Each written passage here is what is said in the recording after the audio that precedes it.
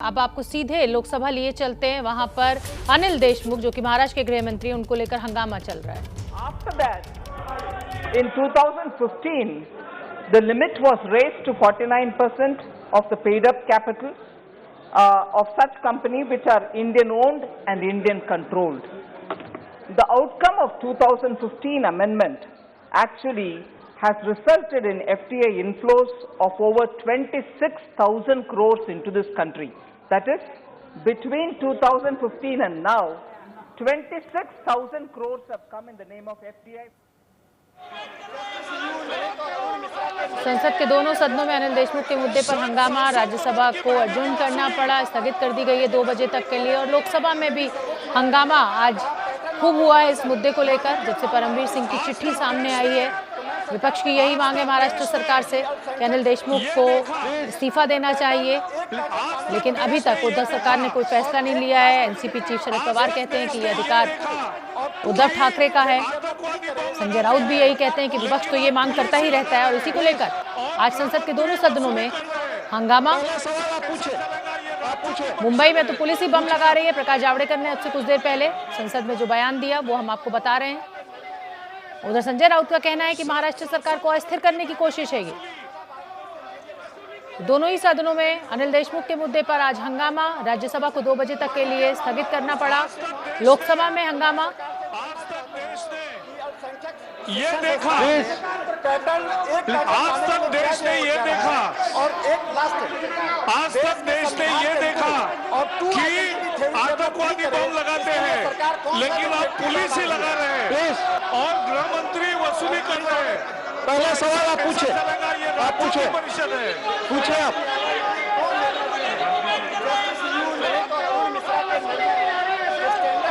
Sir 100 crore की महीने की वसूली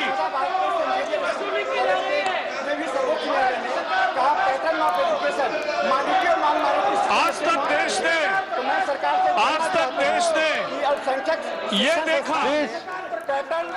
आज तक देश ने ये देखा आज तक देश ने ये देखा कि आतंकवादी बम लगाते हैं, लेकिन अब पुलिस ही लगा रहे हैं और गृह मंत्री वसूली कर रहे हैं।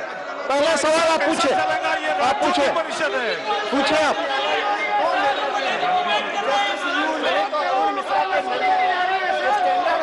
सर 100 करोड़ की महीने की वसूली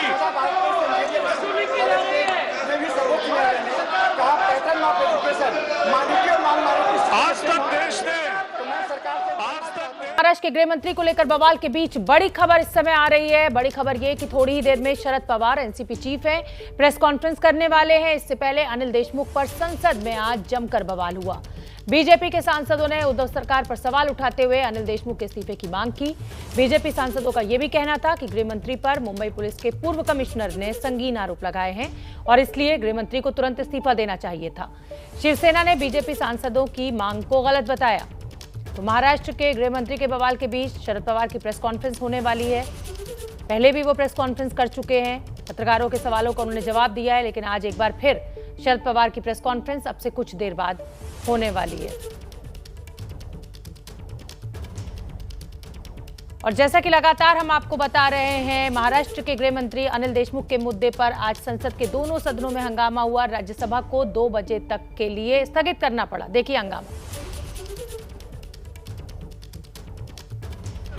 पूछे आप।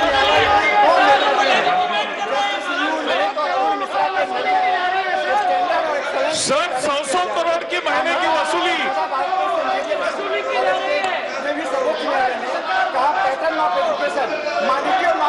आज तक देश ने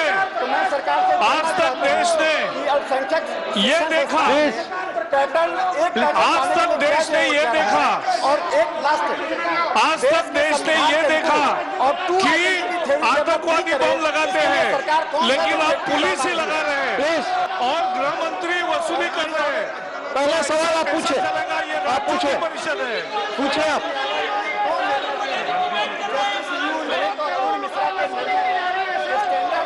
सर 100 करोड़ की महीने की वसूली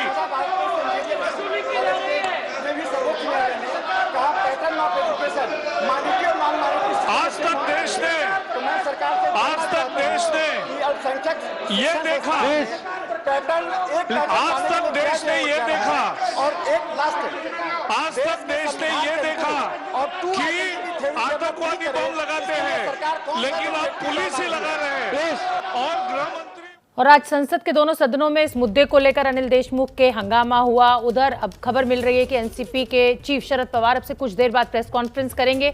जैसे ही वो प्रेस कॉन्फ्रेंस शुरू होगी हम आपको वहां भी लिए चलेंगे। लेकिन मैं बता दूं आपको कि बीजेपी सांसद पूनम महाजन ने भी आरोप लगाया है कि महाराष्ट्र में 3 पहिए की सरकार चल नहीं पा रही है। सुन लेते हैं क्या कुछ कहा।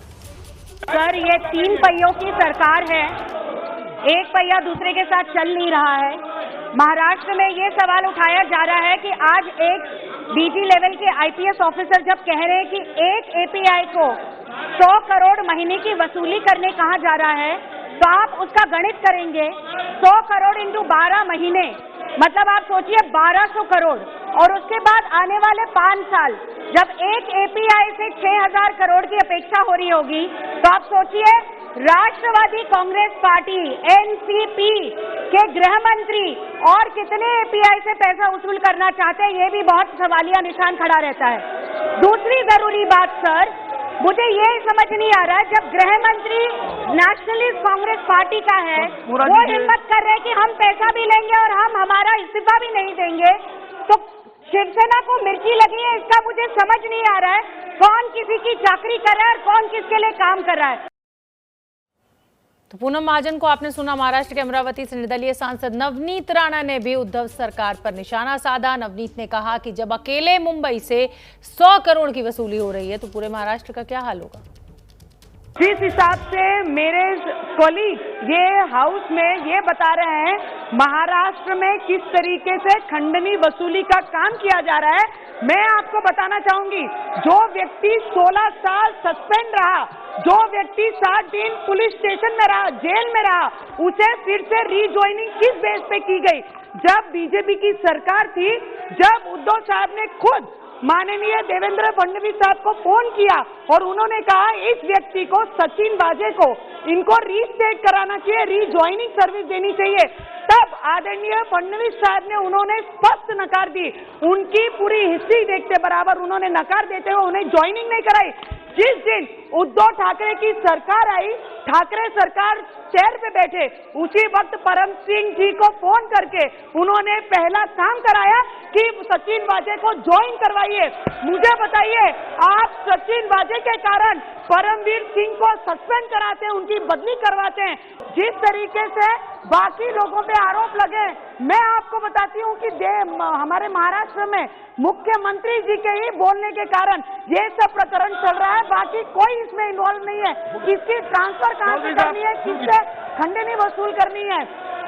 और ये जो यहाँ पर खड़े हैं, जो सीएसआर फंड के बारे में बात कर रहे हैं, अगर सिर्फ मुंबई से 100 करोड़ वसूली अगर महीने की होती होगी तो पूरे महाराष्ट्र से प्रारंभ कीजिए।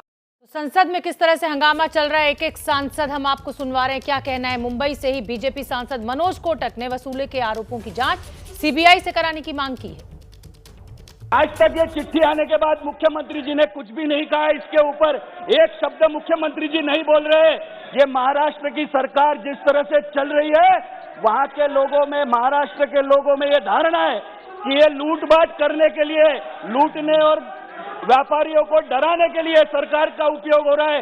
सरकार अपने अधिकारियों को, अपने प्यादों को इस तरह से इस्तेमाल कर रही है कि 100 करोड़ की उगाई केवल मुंबई जैसे शहर में, और शहरों का क्या हाल होगा, और शहरों का आंकड़ा क्या है। तो मेरी आपसे सरकार से ये मांग है कि इस पे कार्रवाई होनी चाहिए, सीबीआई से इसकी जांच होनी चाहिए और महाराष्ट्र की सरकार को ताबड़तोड़ इस्तीफा देना चाहिए। मुख्यमंत्री और गृह मंत्री ने इस्तीफा देना चाहिए। ये तो विपक्ष के जो सांसद हैं, बीजेपी के सांसद हैं, निर्दलीय सांसद हैं, उनका क्या कहना है। उधर शिवसेना का कहना है कि महाराष्ट्र में जो हो रहा है वो बीजेपी की साजिश है। पिछले 14 महीने में कई प्रयास करने के बाद भी महाराष्ट्र के महाविकास आघाड़ी का जो सरकार है, जहां का नेतृत्व माननीय उद्धव जी ठाकरे मुख्यमंत्री के नाते से कर रहे हैं, इस सरकार को दूर करके अपना भाजपा का सरकारवाद स्थापित करने के जो प्रयास चल रहे थे वो पूरी तरीके से असफल हुए, इसके लिए कई कपट नीति, राजकीय कपट नीति चलाने का काम दुर्भाग्य से केंद्र सरकार के माध्यम से हो रहा है सभापति महोदय, हो रहा है। और जिस परमवीर सिंह का लेटर का उल्लेख लेकर आज यहाँ धरोहर में बात करने का आपने मौका दिया, सभापति महोदय, ये परमवीर सिंह है कौन? मुंबई के उस वक्त के रुबेरो कमिश्नर, उन्होंने बताया ये परमवीर सिंह ये राजकीय अड्डा चलाने वाला एक आदमी है।